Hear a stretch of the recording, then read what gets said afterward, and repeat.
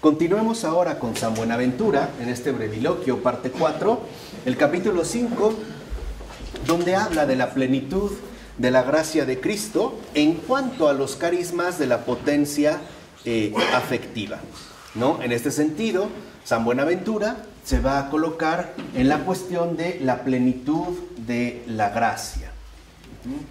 Y cuando habla San Buenaventura de la gracia, o cuando aborda la cuestión de la gracia, menciona un aspecto importante que no podemos pasar por alto, y es el siguiente: la gracia procede de Dios. Solo de Dios viene la gracia. Toda gracia, en efecto, está contenida en Dios, de Él dimana. Entonces, por ejemplo, cuando nosotros hablamos de la Virgen María como la llena de gracia, podemos entenderlo en el sentido de que es Dios mismo quien la ha llenado de esa gracia. La gracia de María no es su propiedad. Ella ha sido receptora de esta gracia. Y en este sentido, también la gracia santifica. El principal efecto que tiene la gracia sobre las almas es la santificación. Los padres de la iglesia, los antiguos padres de la iglesia, hablaban de la theosis, o sea, de la divinización, o el hecho de volvernos a cada uno de nosotros deiformes. ¿Qué es la gracia? La gracia es literalmente la acción de Dios en cada uno de nosotros. O sea, todo aquello que, digamos, la obra de Dios en nosotros. ¿Nuestro hacer? Sí, nuestro ser, nuestro tener, o sea, esta es, digamos, la gracia. ¿Nuestro hacer? ¿Qué hacemos? Sí, también. Es en ese sentido obra de la gracia. Entonces, lo primero que hay que recordar en este sentido es, como nos dice San Buenaventura, que en nuestro principio, que es Cristo, el Señor, existía la plenitud de toda gracia. En pocas palabras, recuerden, y esto es fundamental, que antes de la creación está la redención. Y por eso todo lo creado proviene de esta plenitud de gracia. Porque en último término, la gracia, la plenitud de la gracia está en Cristo Jesús. Y al estar en Cristo Jesús, precisamente nos manifiesta que Jesús posee una gracia sobre toda gracia. ¿Cuál es esta gracia sobre toda gracia? La gracia de la unión. El hecho de que Cristo Jesús justamente no solo es hombre, sino también es Dios. Esta es la gracia sobre toda gracia. Ningún otro ser tiene esta gracia sobre toda gracia, la gracia de la unión, que es verdadero Dios y verdadero hombre.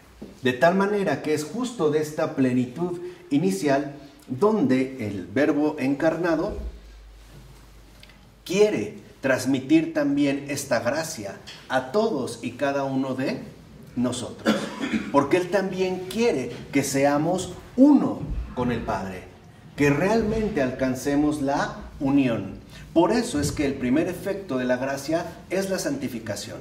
Porque la única manera de estar unidos a Dios es a través de la santidad, no a través de la moral, no a través solamente de las buenas obras, sino a través precisamente de la santidad. Y esta es justo la gracia capital. Entonces, en un principio está la plenitud de la gracia que en Cristo Jesús se hace accesible para todos y cada uno de nosotros.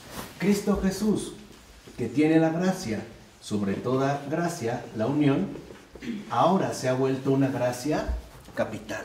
En pocas palabras, la mayor gracia que Jesús nos ha querido compartir a todos es la unión con Dios. Ser copartícipes o ser también, digamos, miembros de esta unión que Él en sí mismo posee. De tal forma que, en efecto, nosotros podemos ver cómo Él se hace a semejanza nuestra y con ello nos abre la posibilidad de que también nosotros nos asemejemos a Él. Así como Él se ha hecho semejante a nosotros como hombre, quiere que cada uno de nosotros como hombres se haga semejante a Dios. Esta es la reparación profunda de nuestra imagen y semejanza. Cuando Dios creó al hombre a su imagen y semejanza, literalmente lo que significa es que lo creó para disfrutar y gozar de esta unión desde el principio. No es algo ciertamente, por decirlo así, añadido, sino que es algo previsto, algo literalmente, ¿no?, deseado por el propio Dios desde antes de la creación. Así es que esta unión, que es, digamos, la gracia capital que el Señor nos ofrece a cada uno de nosotros, debería de funcionar justo como el criterio a partir del cual orientar toda nuestra vida. De tal forma que esta unión capital, esta gracia sobre toda gracia que Jesús ahora nos comparte, se puede, digamos, o se puede acceder a ella a través de dos medios que ciertamente van juntos.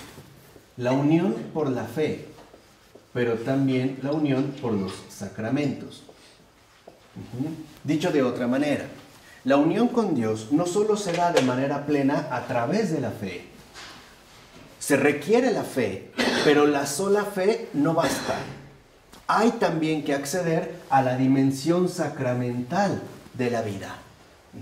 Por eso el Señor nos deja la iglesia, porque la iglesia es la que nos va a dar, justamente a manera de un don, los sacramentos que completan esta gracia capital que conduce en último término a la unión. Por ello es, digamos, como de manera sencilla, entender que la misión de la iglesia es la santificación de las almas. En este sentido, que cada alma acceda justamente a la unión, la gracia capital, que Cristo Jesús quiere ver realizada en todo ser humano. Por ello es que la voluntad del Padre es que todos los hombres se salven. Entonces, para salvarse, ciertamente necesitan fe, pero no solo fe, también necesitan sacramentos. Y aquí puede haber como un motivo que a veces se puede pasar por alto. La fe también es una gracia. Es algo que el Señor nos da y que estamos llamados a hacer crecer. Pero se corre un riesgo, el hacer de la fe una autosuficiencia. El creer que puedo basarme en mi propia fe para alcanzar la salvación o la unión con Dios. Por ello, el contrapeso para evitar este riesgo son los sacramentos. Porque los sacramentos me recuerdan de manera sensible, palpable, concreta, es más, radical, que por muy grande que sea mi fe, siempre algo me falta. Y esto es lo que me hace crecer en humildad. Por eso una fe sin sacramentos se puede convertir en una tiranía, en un proyecto de autosuficiencia. Los sacramentos nos recuerdan que siempre necesitamos algo más, que nunca, vamos por decirlo así, que nunca podemos autocompletarnos a nosotros mismos. Por eso los sacramentos siempre nos son dados. Ninguno de nosotros, por ejemplo, hace sus propios sacramentos, para que nos quede claro que esta gracia capital de la unión no es algo que vamos a conseguir solos, sino a través también de los demás. En otras palabras, si la fe expresa grandeza en el alma humana, los sacramentos expresan la humildad necesaria para reconocer que la salvación no es una obra propia. Es, digamos, como este compromiso para acceder de manera ordenada a la gracia capital de la unión que Cristo Jesús quiere, ¿no?, ver realizada en todos y cada uno de nosotros. ¿De acuerdo? Esto es fundamental porque a veces pareciera que, sobre todo a partir de la Reforma Protestante, el énfasis fundamental se le da a la ¿qué? A la fe. Sí, y como que los sacramentos quedan relegados, incluso muchas veces quedan como desdibujados o minimizados, como si fueran adornos o una cosa ciertamente secundaria. No, es fundamental, precisamente para que nos mantengamos en una actitud de apertura y disponibilidad, es decir, en una actitud de recepción permanente. Y por lo tanto, para que aprendamos también a caminar en humildad. Por ello, es que en esta unión fundamental, ¿no?, que es, digamos, la gracia capital, ahí se ve entonces realizada de manera completa, es decir, de manera perfecta, la realidad de la gracia. Una fe sin sacramentos es ciega, y los sacramentos sin fe son estériles. Ambos son necesarios para caminar en orden justamente hacia esta unión. Eso es lo que dice San Buenaventura al hablar de la plenitud de Cristo en cuanto a los carismas de la potencia afectiva. ¿Qué pasa ahora de la plenitud de la sabiduría en la potencia intelectiva? Primero, Cristo Jesús tiene un conocimiento pleno. Por un lado, por parte de su divinidad. Pero por otro lado, también tiene un conocimiento sensible, como el que cada uno de nosotros en este sentido posee. Y entonces, el propio Jesús tiene un triple conocimiento. El conocimiento, ahora al hablar de conocimiento, el conocimiento que tiene Jesús es triple porque uno es en este sentido por naturaleza, que le viene dado justamente por ser Dios. Tiene otro conocimiento por gracia, que es justamente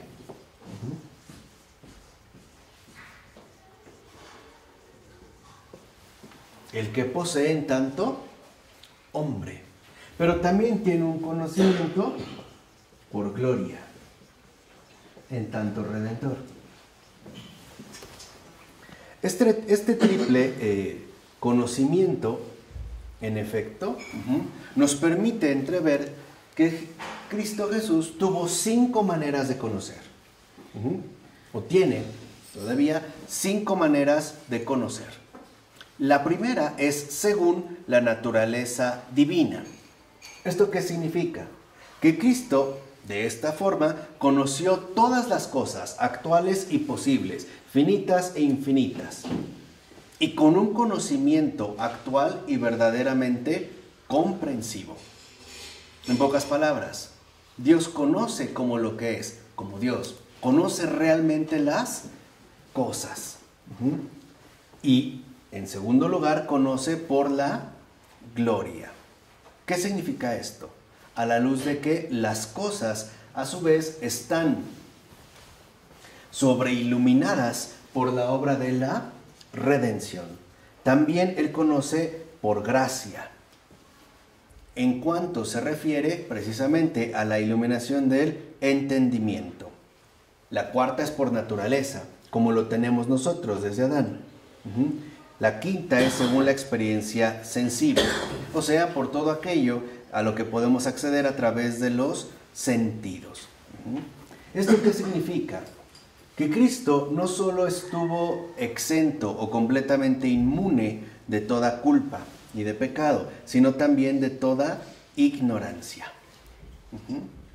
Literalmente el conocimiento de Cristo es perfecto, porque en Él reposa la sabiduría divina. Entonces, Jesús conoce perfectamente como Dios y también conoce perfectamente como hombre. Así pues, en este sentido, el conocimiento de Jesús abarca tanto lo terrenal como lo celestial. Por decirlo así, el conocimiento de Jesús es celestial y también es terrenal. O por decirlo de una manera que sea un tanto simplificada, a diferencia de nosotros, Cristo sí conoce de verdad, tanto a los hombres como a las cosas. Cristo realmente posee este conocimiento que a nosotros, en efecto, nos falta. Así, también podemos ver que de aquí se desprende que este conocimiento también hace brotar mérito. ¿Por qué? Primero, en cuanto a que Cristo es merecedor de todo. Precisamente porque no solo es hombre, sino también Dios. También es merecedor en cuanto al tiempo.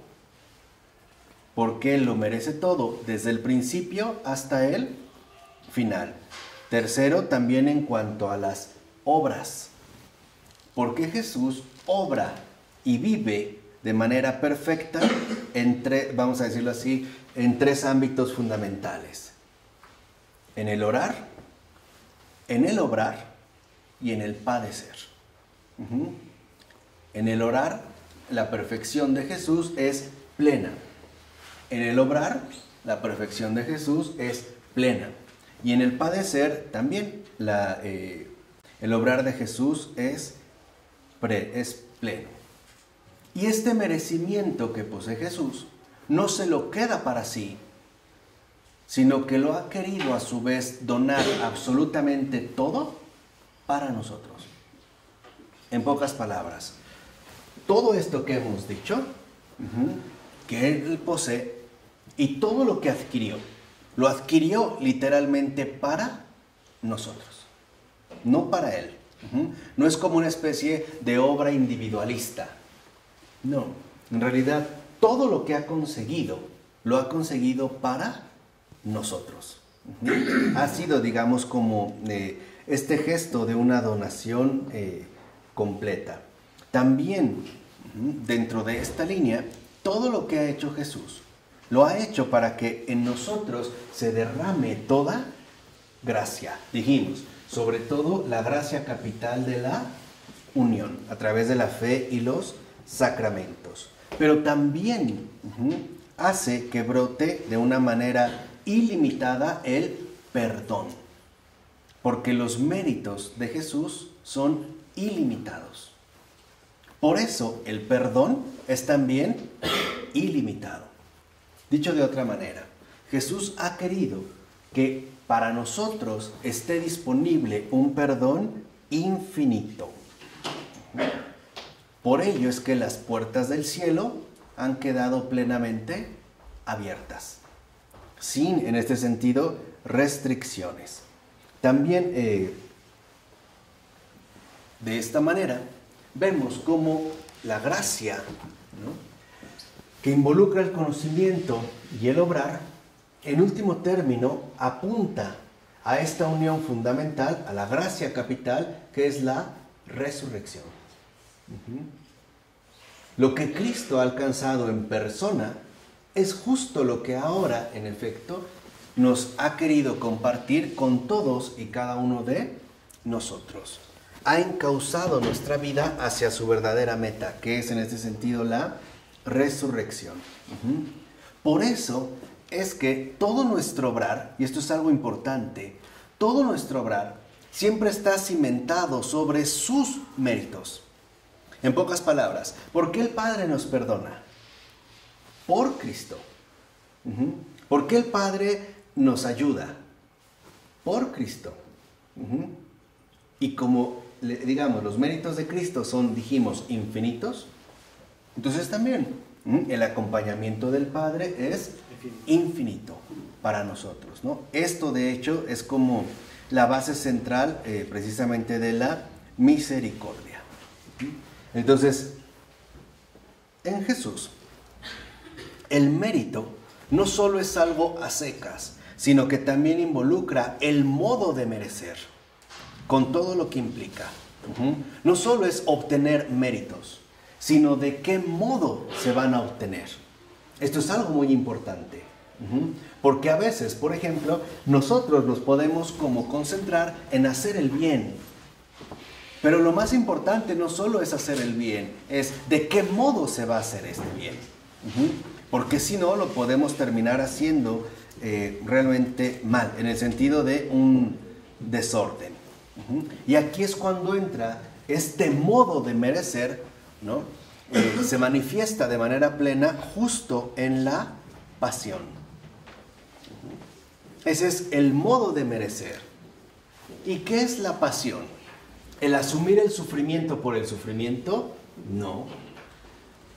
El modo de merecer que se manifiesta de manera tan radical en la pasión no es otro más que el cumplimiento de la voluntad del Padre. Ese es el modo de merecer. Nosotros, en efecto, en un primer momento debemos aprender de Cristo que lo importante no solo es lo que hacemos, sino el modo en el cual lo hacemos. Dicho de otra forma, lo único que tiene valor es aquello que es realizado según la voluntad del Padre. Y esto es primordial, porque muchas veces nuestros criterios humanos pueden ser insuficientes, incluso erróneos, al momento de querer realizar las cosas, por muy buena intención que tengamos. Dicho de otra manera, nosotros no conocemos bien las cosas. Y por eso es que nosotros, como dijimos, estamos llamados a seguir este triple camino: orar, obrar y padecer. Ahora, ¿padecer significa pasarla mal? No. ¿Qué vamos a padecer? La crucifixión de uno mismo, la derrota de nuestros propios proyectos, el sufrimiento que conlleva, porque ciertamente es un sufrimiento, el incumplimiento de nuestros propios proyectos y planes, de tal manera que este padecimiento sea el morir a uno mismo para acceder justamente a la resurrección. ¿O acaso no duele cuando uno reconoce que se ha equivocado? Sí, duele, o sea, seamos sinceros, no es como cualquier cosa, y más tratándose de ciertas circunstancias, quizá en la propia vida, en la mala elección de una carrera, o de un empleo, o de la familia, etc. Duele, pero esto es parte del crecimiento, de tal forma que entonces nosotros estamos llamados a cimentarnos, ¿no?, en esta digamos, triple dinámica. Primero el orar. ¿Por qué, digamos, el orar? Porque es a través de la oración como uno entra en contacto literalmente directo con la gracia, donde uno se conecta con este manantial de gracia. Y orar, en ese sentido, no es lo mismo que rezar. Orar es ponerme en la presencia de Dios, dispuesto a dejarme hacer por Él. Eso es orar. Por eso no se necesitan muchas palabras, a veces ni una. A veces puede ser un gesto, nada más. Pero es realmente concentrarme o centrarme en esta presencia viva de la cual yo dependo por completo. Es dejarme llenar por la gracia, dejarme hacer por la gracia. Y para eso humanamente se requieren dos cosas: tiempo y espacio. Nada más. No se trata de que tengamos que irnos a la cima más alta de una montaña o tengamos que aislarnos de los demás. No, se trata de darnos un tiempo para Dios, pero realmente para Él. ¿Esto qué significa? Que yo no voy a intervenir. Habrá momentos en los cuales en mi oración se convierte en una oración de petición. Tengo inquietudes, tengo necesidades, tengo proyectos, le abro. O sea, hablo, sí, pero debo acceder finalmente a esta oración. En pocas palabras, habrá momentos para descargar el corazón, pero son esos momentos. La verdadera oración se vive en el silencio profundo del corazón, donde dejamos que Dios se manifieste. ¿Cómo? A través de la paz, de la tranquilidad. Yo puedo decirle: Jesús, estoy confundido, no sé qué hacer, y ponerme en su presencia. Basta con que le diga: aquí estoy. Ya. No tengo por qué hacer como un discurso elaborado o así adornado, no, sin artificios. A veces puedo hacer oración con la pura intención. Señor, quiero hacer oración, quiero poner en tu presencia. No puedo, no sé, pero aquí estoy. Tú enséñame. Y dejarse, digamos, como un primer paso. Esto en la cuestión de la oración. De la oración podemos pasar al obrar, o sea, a la acción. Y entonces nuestros actos van a ir fundados en el obrar divino. En pocas palabras, nuestros actos tienen que ser los frutos que emanan justamente de la gracia. O por ponerlo en otros términos, que todo lo que hagamos visible, lo que se ve, las decisiones que tomamos, los negocios que realizamos, etc., todo lo que quieran, que todo lo visible provenga de lo invisible. Que toda acción esté precedida por la oración. Y que en este desarrollo, por ejemplo, también no tengamos miedo al padecer, al ir muriendo poco a poco a uno mismo. El darme cuenta que quizá yo tome una decisión, pero ahora me doy cuenta que ha sido equivocada. O quizá no del todo equivocada, ha sido buena. Pero por lo menos cabe la posibilidad de que haya otra alternativa todavía mejor. No cerrarme, no limitarme, porque la gracia lo que hace es devolvernos la libertad que nos pertenece, que justamente Cristo Jesús nos ha venido a dar, y a dar en plenitud. Entonces necesitamos aprender a ser libres. Por eso la oración es un acto de liberación. Es más, yo me atrevo a decir que la verdadera oración es casi un exorcismo, Es un acto de liberación. Porque necesitamos ser libres, libres para hacer todo lo que Dios quiera. Libres para no estar detenidos por las ataduras que muchas veces, en efecto, nos llevan a repetir un mismo error, una y otra vez. Una y otra vez. No, ser realmente en este sentido libres. Libres básicamente para realizar lo que sea su voluntad. Entonces, no tengamos en ese sentido miedo al padecer. Entendamos de qué se trata. El Señor no nos echa en culpa que nos equivoquemos. Lo que sí más bien le preocupa es que no le solicitemos, que queramos seguir resolviendo las cosas a nuestra propia manera, según nuestros criterios, gustos, preferencias, conveniencias o prejuicios, bajo ciertos esquemas quizá que hemos ido adoptando. No, que en pocas palabras nos dejemos sorprender a los planes maravillosos que tiene pensados para cada uno de nosotros. Que aprendamos a vivir sin miedo, aunque el modo no sea lo más agradable. No sé si esto queda claro. Dejarse sorprender. Aunque quizá el modo a nosotros nos pueda parecer incómodo o molesto.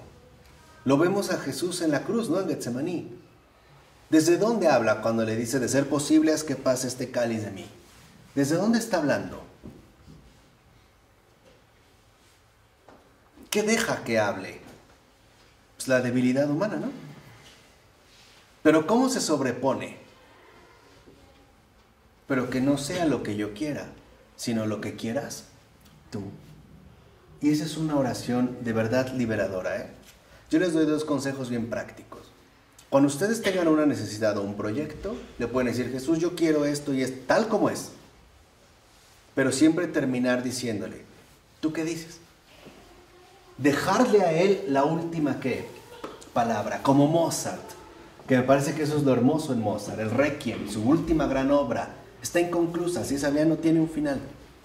Muchos dicen que ya no tenía creatividad, no supo. Yo creo que más bien Mozart, como buen católico, dejó el cierre de la obra a quien realmente le pertenece. A Dios. Dios tiene el final. Le deja justo la última palabra. Esa es una, precisamente decirle, ¿tú qué dices? O si de plano estamos muy aferrados o muy encaprichados con algo, decirle, Señor, yo quiero esto, así. Quiero un helado de chocolate, no quiero fresa, no quiero vainilla, quiero esto. Pero, que no sea lo que yo quiero, sino lo que quieras que tú. Nada más. En este sentido, digamos, justo de avance. Por eso Jesús también nos enseña que lo que nosotros llamamos padecimientos ciertamente no son más que parte de nuestra propia debilidad humana. Por ejemplo, estas penalidades corporales como el hambre, la sed y el cansancio. Jesús pregunta, ¿no los padeció? Sí. Cansancio, lo vemos simplemente, ¿no? Cuando le pide de beber, ¿no? La samaritana está sentado. Créanme que no se estaba soleando, Estaba cansado. Uno por lo regular, ¿qué hace cuando estás cansado? ¿Qué es lo primero que buscas? Descansar, sentarte, ¿no? Ay, a ver, es un campito, déjame sentar, etc. Pues esto también él lo vivió, ¿no? Para enseñarnos que esto no es lo que tiene que definir nuestra vida. En pocas palabras, que estas situaciones no deben de ser, digamos, como lo que sobresalga en nuestra existencia. Y también, ciertamente, padeció espiritualmente. Tristeza, gemidos, temor. También se compadeció. ¿O no llegó también en ese sentido a llorar? ¿O no? Sí, o sea, también llegó en ese sentido a llorar. Y también nos muestra una situación importante, que estas penalidades, sufrimientos que atravesamos, tienen un propósito, y es ejercitar la virtud perfecta. De tal manera que asumamos una humanidad no aparente, sino verdadera. En pocas palabras, lo que Jesús nos está diciendo creo que es un excelente antídoto para el proyecto contemporáneo. Lo que nos está diciendo Jesús es, un hombre, un verdadero hombre, un ser humano, sí se cansa, sí llora, sí tiene hambre, sí tiene sed. Solo las máquinas no se cansan, por eso no son hombres. O sea, lo que nos está diciendo Jesús es, no hagamos de nuestra naturaleza humana una antinaturaleza. Por ejemplo, hay un aspecto fundamental en la vida humana y es el descanso. ¿Sí o no? ¿Quién puede realmente vivir de manera humana sin dormir ni un minuto? No podemos. Lo que nos está diciendo Jesús es, no tengan miedo de ser hombres. Un hombre se cansa, un hombre tiene sueño, un hombre también puede llegar a sentir tristeza, puede llegar a sentir temor. Es de lo más que normal. Eso es lo normal. O sea, Jesús también nos está enseñando a ser hombres, a ser verdaderos seres humanos, no en el sentido genérico, sino en el sentido sustancial de humanidad. Lo que nos está diciendo es, ¿te sientes cansado? Descansa. Sé un ¿qué? Un hombre. ¿Tienes hambre? Come. Sé un ¿qué? ¿Un hombre? ¿Tienes angustia y lloras? ¿Qué? ¿Llora? Sé un ¿qué?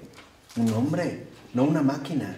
Porque si no, nuestro corazón se empieza a endurecer poco a poco. Se empieza literalmente, ¿no?, a volver un corazón en este sentido de piedra.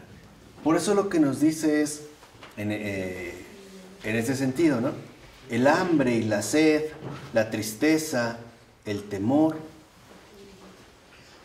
son normales.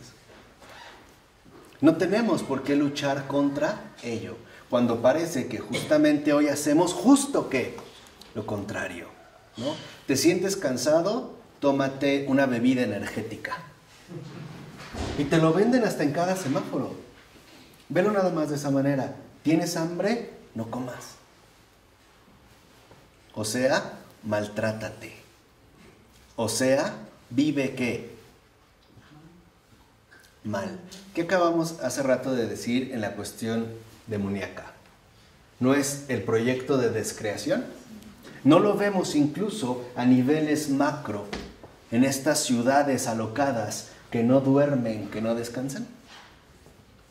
¿No vemos esta sociedad contemporánea obsesionada con la hiperactividad y el desgaste?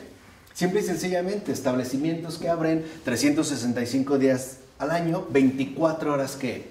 Al día. ¿Quién puede aguantar ese ritmo? ¿Cuánta gente está tan ajetreada que ya va en la tarde, en la noche y dice, no he tenido tiempo ni para qué, ni para comer, ni para dormir?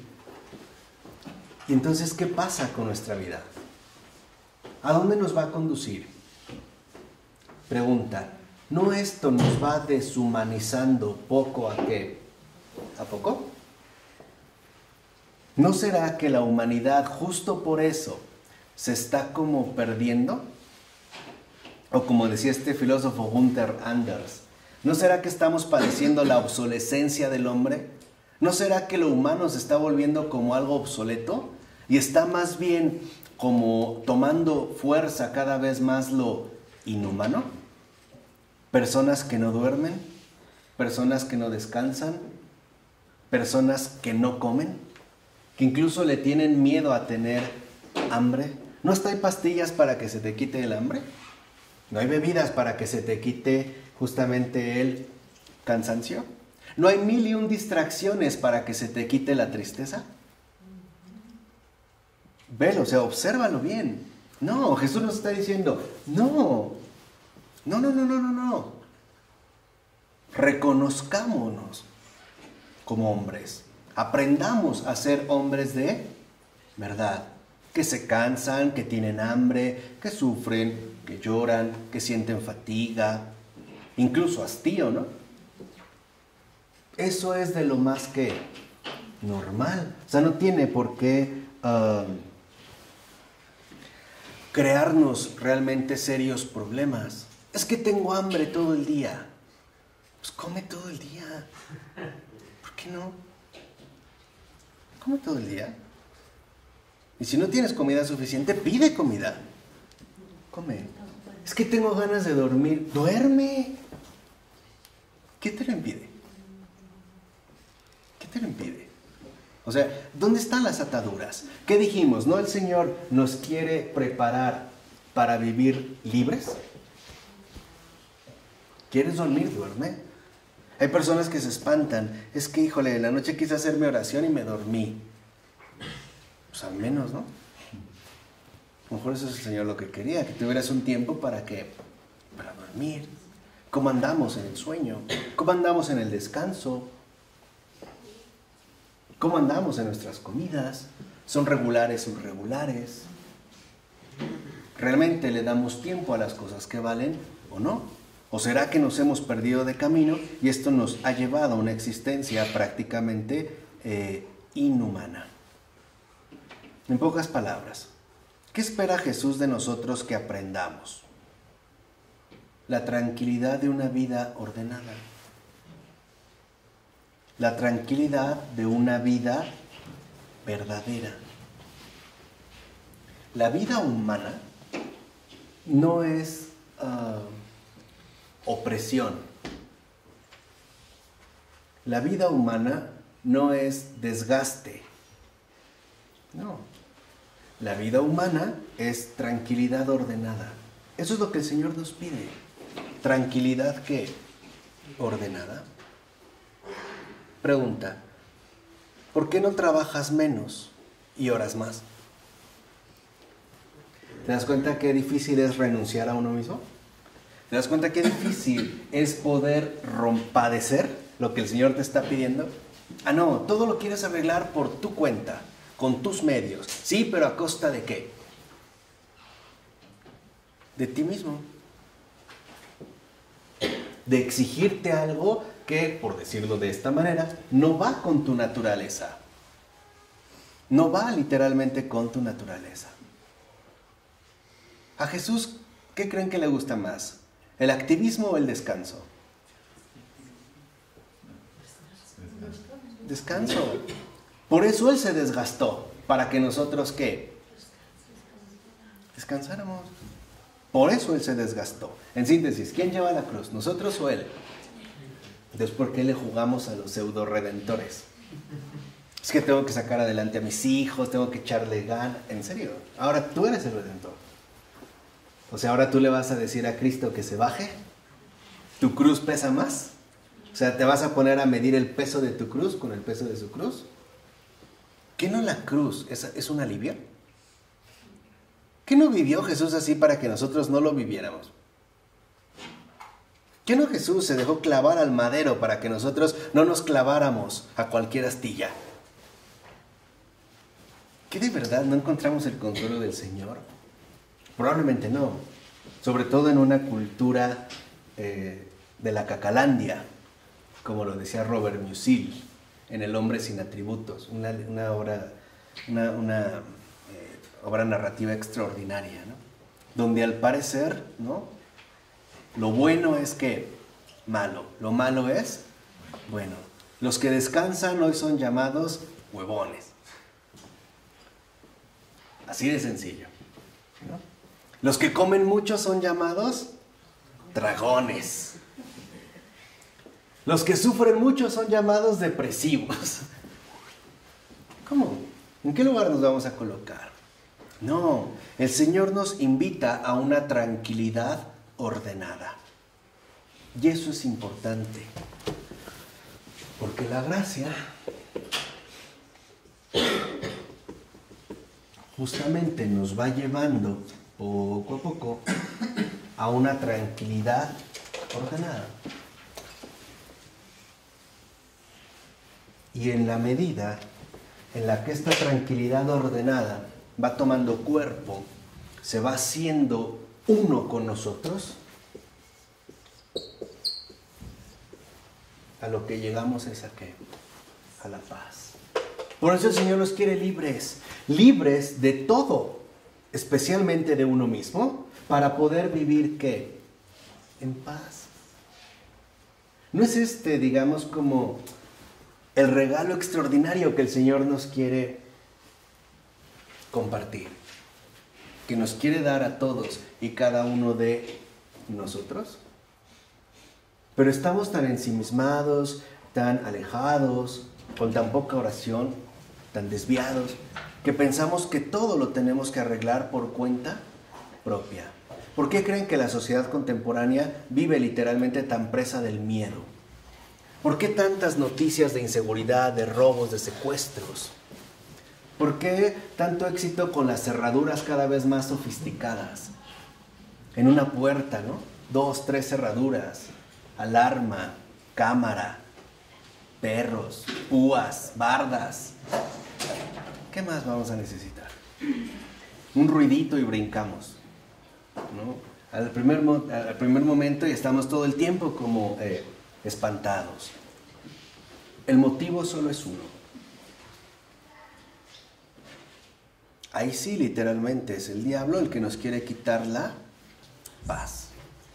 ¿Cómo nos quita la paz? Dándonos mucho trabajo. Así. Así. Y qué bien suena, ¿no? ¿O no? Qué bien suena. Qué bien suena, ¿no? Así literalmente nos quita la paz. Dándonos mucho trabajo. Poniéndonos a hacer 1001 cosas. Al grado de que tenemos a veces la amarga experiencia de que el tiempo no nos alcanza, no nos sobra. Mis 2 manos son poca cosa, quisiera 10. ¿No? Quisiera 10. Quisiera tener esa pastillita extraordinaria para que nunca me diera sueño, para que no me sintiera cansado. Esa bebida mágica, esa pócima mágica, ¿no? Para que no sintiera el cansancio, la fatiga, el sueño o el hambre. ¿No es esto justamente lo inhumano? ¿Por qué nos dejamos quitar esta paz, no esta tranquilidad ordenada que el Señor precisamente nos quiere compartir a todos y a cada uno de nosotros? Por eso nos ha enseñado el verdadero modo de padecer. Hay que padecer en paz. Hay que padecer sin angustia. Con preocupación, tal vez. Pero en lo mínimo. Entendiendo que en todo, literalmente, está Él. Y que Él es, el primero que está más interesado en nuestras cosas que nosotros mismos. Es ir recuperando entonces el camino de la paz. Por eso, el Señor nos enseña a recorrer el camino de las virtudes. Y nos ha enseñado, también como dice San Buenaventura, que el mejor ejercicio de la virtud es la obediencia. ¿Es la obediencia a Dios? Es el mejor ejercicio de la virtud.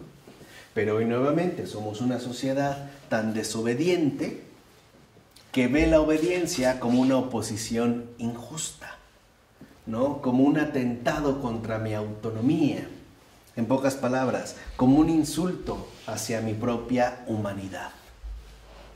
Cuando la obediencia es lo que Jesús precisamente nos quiere enseñar como el ejercicio perfecto de la virtud, la obediencia. Y más cuando se trata de un padecimiento no merecido. ¿O a poco realmente, por ejemplo, Jesús padeció lo que padeció porque se lo merecía? ¿No? Y aquí justamente lo que nos enseña Jesús es que la obediencia es el antídoto perfecto y de hecho lo único que vence tanto la soberbia como la propia desobediencia. Solo esto. Solo la obediencia aniquila la soberbia. Cuando tú ves que en efecto para una persona le pesa la obediencia, es porque es engreído. Uno, porque considera que no va a recibir órdenes de nadie más. Y esto ya supone implícitamente que él está por encima de todos. ¿Se acuerdan el de la parábola que le dice que vaya y le dice, sí, voy? Aunque dice, sí, jefe, ajá, sí, lo que tú digas. ¿No? Como, sí, ajá, ¿tú quién eres? ¿No? O sea, hay un desprecio. En cambio, siempre la obediencia, siempre va de la mano con la humildad. Siempre. Y la desobediencia siempre va de la mano de la soberbia. Por eso es tan importante la ejercitación que el Señor nos enseña en la obediencia. Y es así como por medio de la pura obediencia, Jesús nos salva. Es a través de la obediencia como Jesús realiza una redención perfecta. Ese es el camino. Lo que literalmente, digamos, doblega y aniquila toda desviación, todo, digamos, inconveniente. Y es una obediencia voluntaria. Y aquí es donde entra otra clave importante. ¿Qué se necesita para trabajar en la obediencia? Voluntad. Nada más. ¿Y no es eso lo más difícil de doblegar? En tu vida ordinaria, ¿cuántas veces te dijeron, haz esto, ahorita? Ese ahorita que nunca llega. ¿Cuántas veces te dijeron tal? Mañana, después, sí, ajá, sí, cómo no, ajá. Sí, jefe, ajá. ¿No? Como el hijo en ese sentido, de la parábola. Por eso, justamente, por esta obediencia perfecta, Jesús vence a la muerte. Porque la obediencia y humildad, que siempre van de la mano, son, digamos, como los pilares fundamentales de la auténtica vida. Lo que no permite justamente que nos alcance la muerte. ¿O tú crees que es normal, simple y sencillamente, que se hayan disparado tanto los índices de mortalidad a nivel mundial por enfermedades de todo tipo? Que de fondo, claro, nos dicen, tienen que ver con nuestra alimentación, ¿cierto? Pero más que con la alimentación, tiene que ver con la inhumanidad con la que estamos viviendo. Con eso. De una manera de verdad tan desgastante, tan acelerada, tan destructiva, que se manifiesta de mil y un maneras. Comenzando porque ahora todos tenemos estrés. Y algunos somos, digamos, estresados estomacales, ¿no? Otros estresados migrañales, otros estresados, brazales, piernales, etcétera, etcétera, etcétera. Por ahí va a botar. Pero esto es parte también de que nuestro cuerpo nos está diciendo, no vivas así, esto no se le hace a un hombre, y tú eres un hombre. No te olvides de lo que eres, un hombre, no una máquina, no un ser perfecto, un hombre simplemente, un hombre real, un hombre de carne y ¿qué? Hueso, que tiene hambre, antojos, llora, cansancio, a veces ánimo, ¿no? A veces también puede pasar periodos de desánimo, que a veces tiene muchas ganas de comer, que va al baño, que le salen lagañas, etcétera, etcétera. Eres un hombre. Y como hombre, precisamente, es como el Señor nos invita a compartir su victoria. Porque justo el Señor, no solo, como dice San Buenaventura, no solo ha liberado al hombre de la muerte, sino más aún de la causa de la muerte. ¿Cuál es la verdadera causa de la muerte? La desobediencia. Esa es la causa. Por eso, literalmente, desde su encarnación, Jesús vive en pura obediencia. Y llega hasta la cruz, hasta su último, literalmente, suspiro, siguiendo la pura, ¿qué? Obediencia, ¿no? Y aquí es cuando nos recuerda que justo la muerte entra por la desobediencia. Cuando no obedecemos lo que el Señor nos ha dicho, lo que el Señor nos ha precisamente mostrado. Que el hombre come, el hombre duerme, el hombre padece. Si no hacemos caso a eso, si no hacemos caso al Señor, lo que nos espera justamente es la muerte. Y de la muerte en todos los sentidos, muertes de todos tipos. Muertes emocionales, muertes intelectuales, muertes afectivas, muertes espirituales y claro, ¿por qué no? Por supuesto, muertes corporales.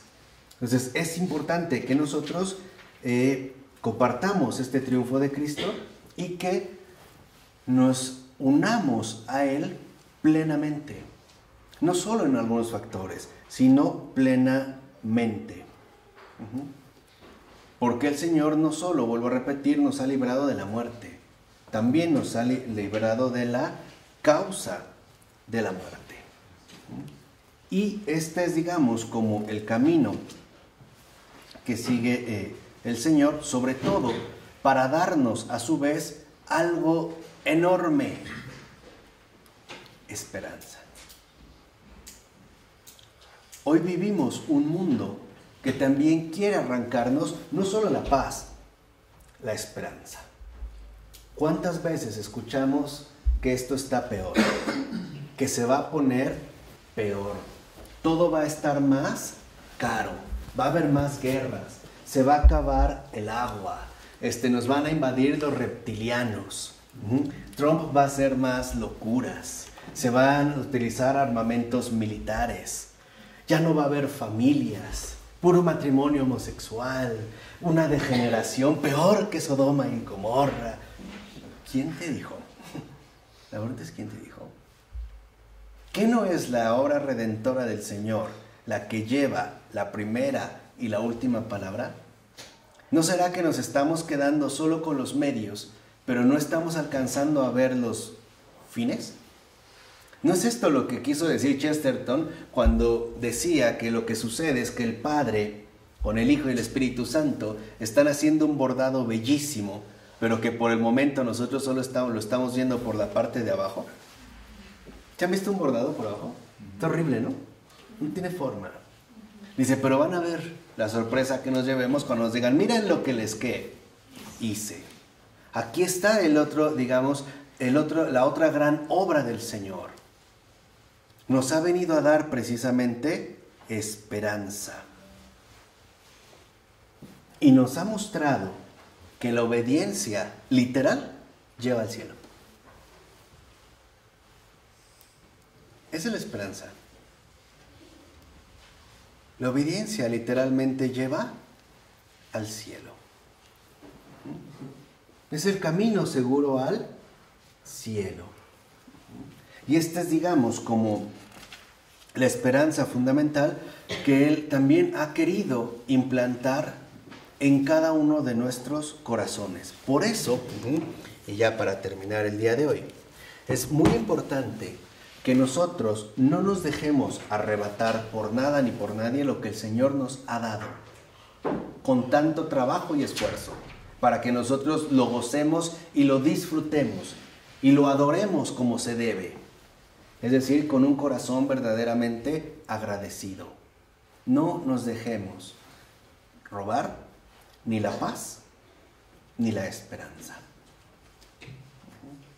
No nos dejemos quitar lo que el Señor con tanto dolor ha venido a traer a este mundo.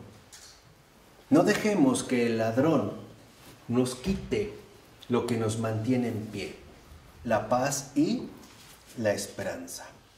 Por eso, un signo de un buen cristiano, como lo vio muy bien el poeta Charles Peguy, es aquel que duerme a pierna suelta y se despierta con ganas de pedir el desayuno. Ese es un buen cristiano. Ese es el signo en estos tiempos de un buen cristiano, el que duerme bien, el que come bien. Y como Trump quitó la esperanza del mundo, ¿no? Luego viene Trump. Y está como la esperanza. No, va a ir muy mal los mercados, todos a temblar. ¿Por qué? ¿Qué de verdad no reconocemos el señorío de Jesús? ¿Qué no decimos que Jesús es el Señor? ¿O nada más a veces? ¿O nada más es el Señor para mí? ¿Qué no es el Señor? Vamos a ver lo que el Señor dice, ¿no? La paz y la esperanza son los grandes tesoros que de verdad cambiaron este mundo, ¿eh? Si algo realmente cambió, es que a partir de Cristo, el mundo sí tiene paz y tiene esperanza. Pero se pierde bien fácil. A la menor provocación, a la menor situación, como estas personas también un poco mal viajadas, de que pueden tener una cierta molestia en la garganta, vieron un programa que decían que así se detectaba el cáncer. ¿Y si tengo cáncer? ¿Si tengo tal? ¿Quién te dijo? ¿Cómo? No, solo necesitamos paz y esperanza. Y ya lo tenemos. Y los tenemos por pura ¿qué? Gracia. Por eso a Cristo Jesús, el nombre sobre todo nombre, le se ha dado todo honor y toda gloria. Ahora y siempre, desde ahora y para siempre, y por los siglos de los siglos. En nombre del Padre, del Hijo y del Espíritu Santo. Amén.